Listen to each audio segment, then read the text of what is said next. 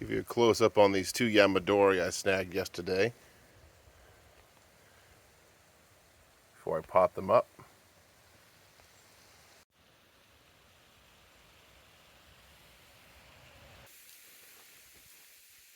Hello and welcome back to another episode of the Bonsai Blacksmith. Today we're working with plants, specifically the Prunus serotina and the Fraxinus americana, also known as the white ash and the black cherry respectively. So let's get started. Now, these are Yamadori. I've collected these in the wild, so these are, collected trees, if you will. And I'm going to pot them both into large pots to help develop the root bases, because as you'll see as we go through this, the roots are pretty much in shambles. So we'll have to allow them some space to grow. So let's go ahead and get them potted up.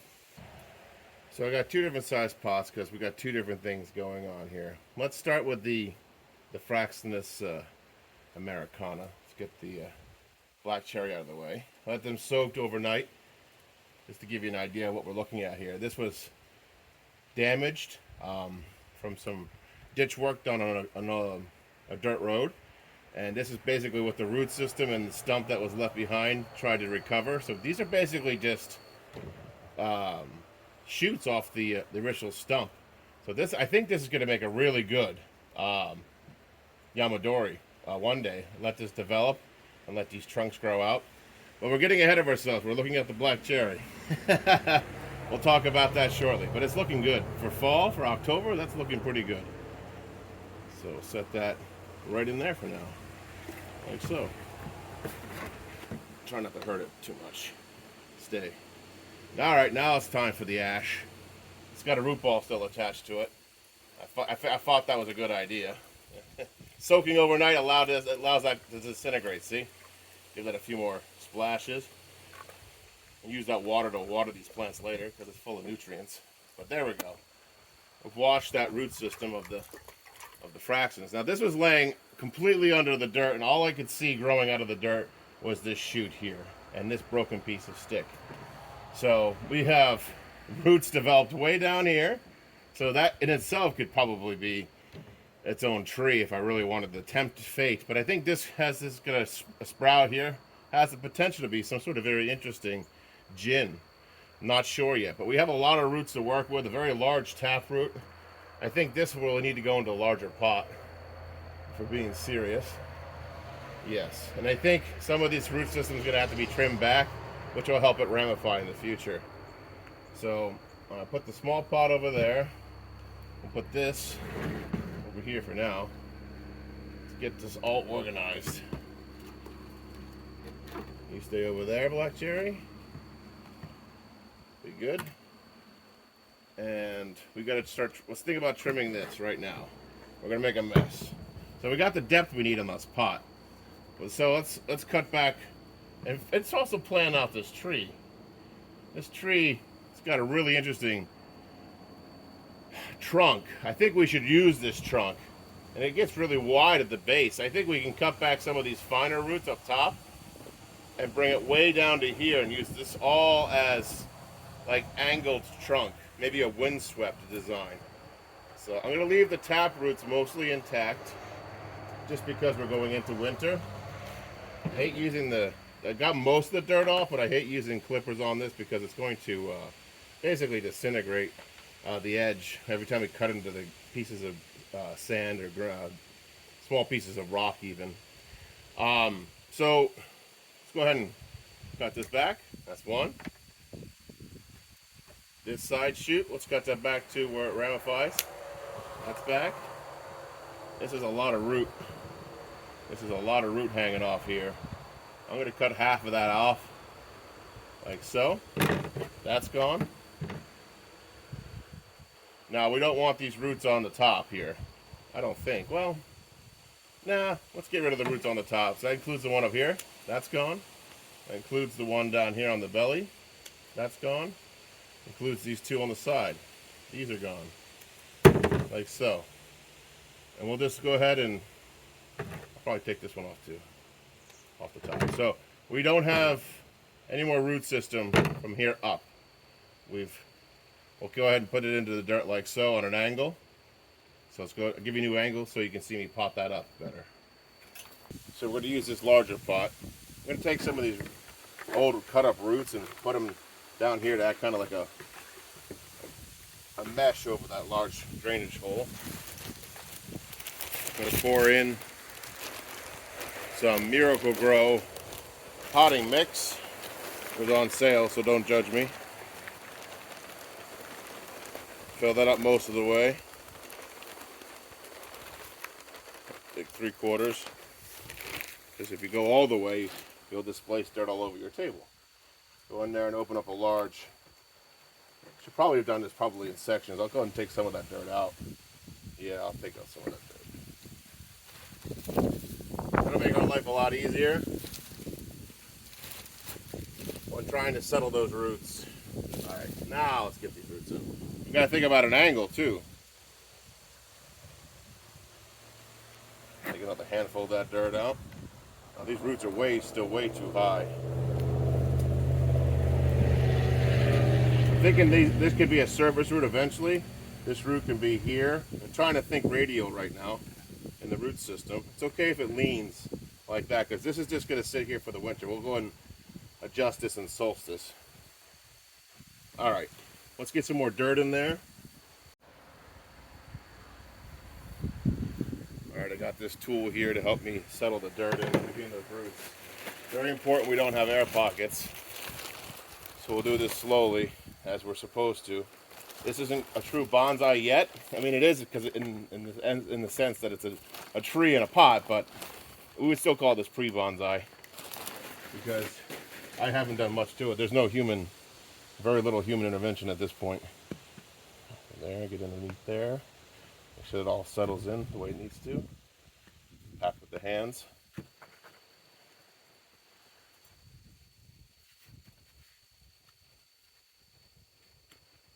There we go. Next layer.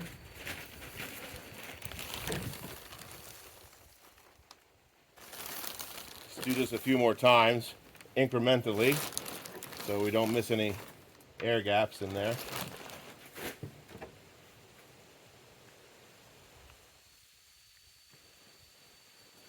Oops, be careful now. Try to remember where the roots are. It's a little tricky. Showing this a little bit more.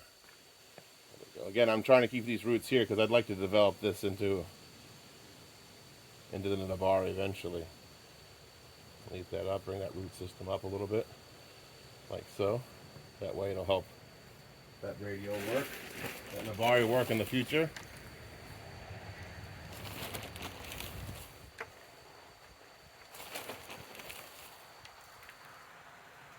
All right.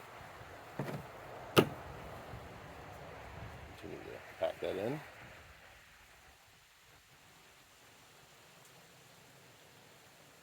There we go.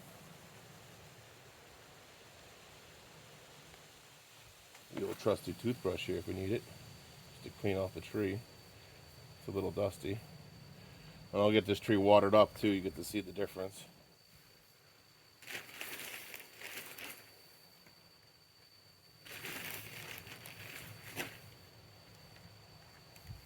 So I am going to cover the roots though, most of them, actually all of them, so they develop and have, they ramify and they have offshoots.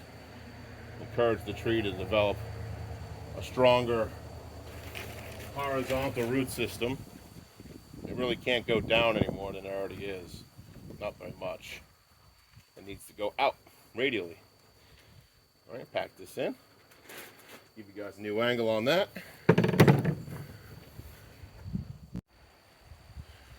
There's a new angle for you. This root's popping up. It's got its finer roots coming out the bottom, and I want to train it down.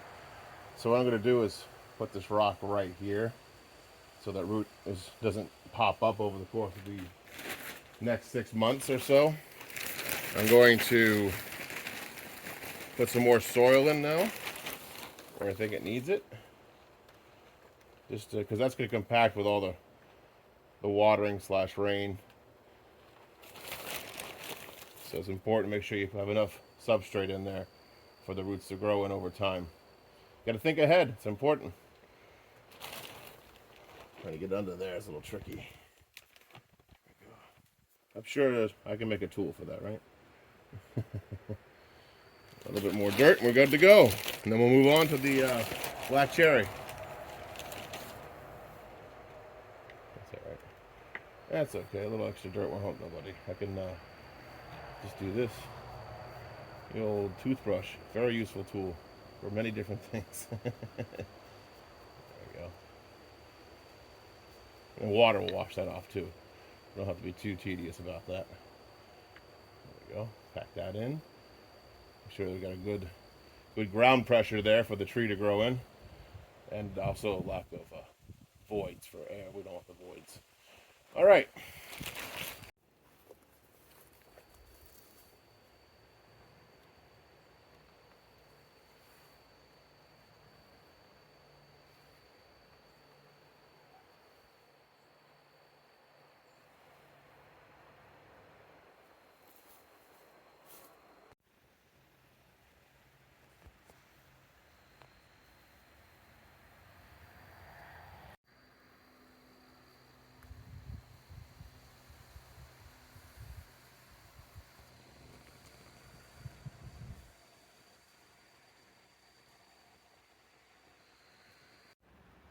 Myself a little friend. I think while doing some breaking up a root ball here, I found him. So I think, you know what?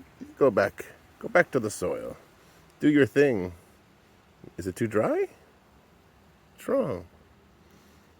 You want it. You know you want it. Get the dirt. I'll get it wet for you, I promise.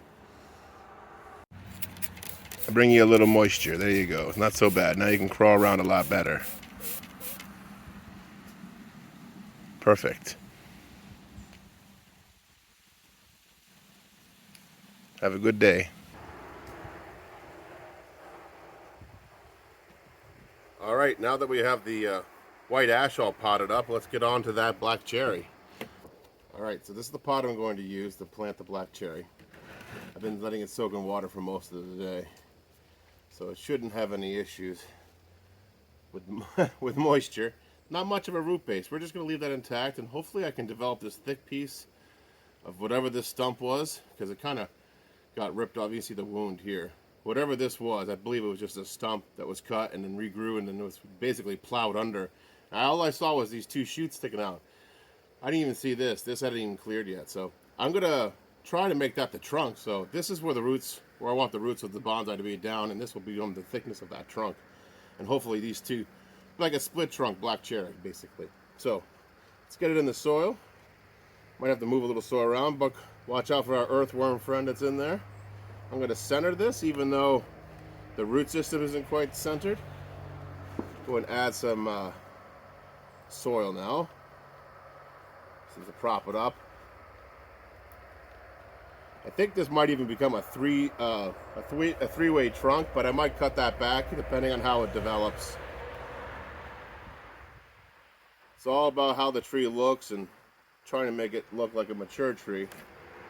That's my ultimate goal. Tuck those roots down.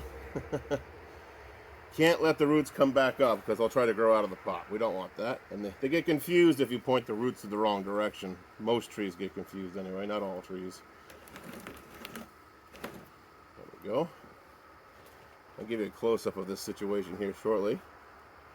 Now, if you have any questions about the black cherry, I know a few things. It likes to flower in April, early May, depending on your zone. It grows all over the northeast and central North America, but Canada, the frontier to Canada from the United States side is basically its limit. You don't see it getting up there too far. Zone 5 is pretty much its reach. After that, it's very sparse. It does fruit, although it's technically a berry, not a cherry. They call it wild black cherry, and it's a little bit of a bitter aftertaste, but it's good for like making for rum and cordials and other things of this nature. And you can't actually, it's not too easy to graft like the commercial cultivars cherry to the native wild black cherry, but it is a prized hardwood and for workability and for its color for furniture. So there's where black cherry has its commercial value, but you can eat the fruit if the birds don't get to it before you do. So this is completely put in here. I think that's how I want it. We'll get some water on this and show you what that looks like. So winter's coming, so I buried the area that I want to be a trunk a little deeper than I probably should have. It might sprout more roots. So I'm going to try to pull back some of this earth and pull this up a little bit so I can see more of that trunk without pulling out the root system. Let's go here. And over time, I'll be able to work that up. Every time I repot the plant, I'll be able to work that up.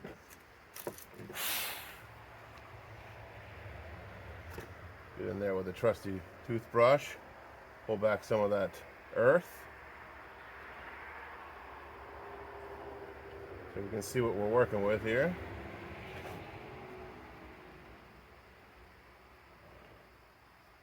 There we go.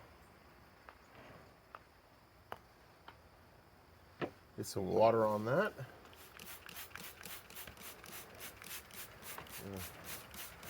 A little rainstorm effect for this tree.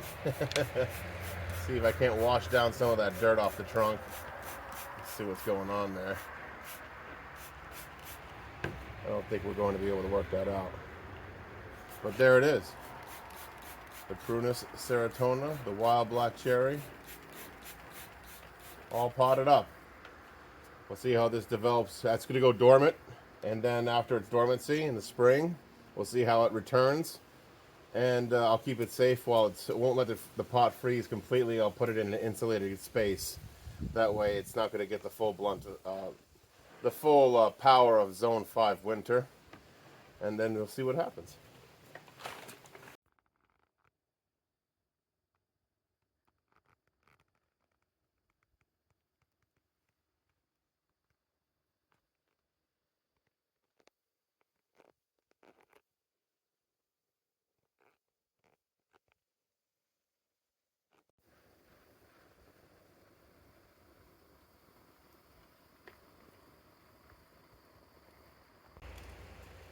Alright, so the two trees I had soaking in the jug of water are now planted, potted up.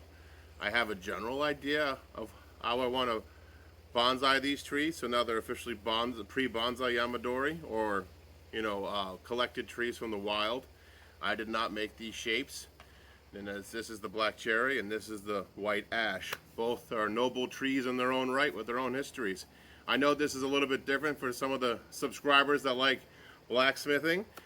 So you're going to get a mix of nature and blacksmithing, kind of like a yin and yang, a balance, if you will, of both industry and nature. So trust me, they do kind of correlate to each other. They interlock. They're very much connected to each other because I use different types of wood for, like, say, making knives or different applications in the blacksmith shop, and making certain tools to work with wood. So they do one hand washes the other. So I consider it one and the same. For me, it's a world that shares a lot of commonalities. So anyway, consider liking and subscribing for more content like this, for moral support. If you do have any questions or comments, please put them in the section below, and I'm happy to answer them.